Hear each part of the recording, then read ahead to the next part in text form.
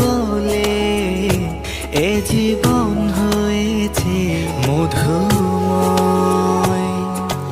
যদি তুমি দূরে কভু যাও চলে, শুধু মরণ হবে আর কিছু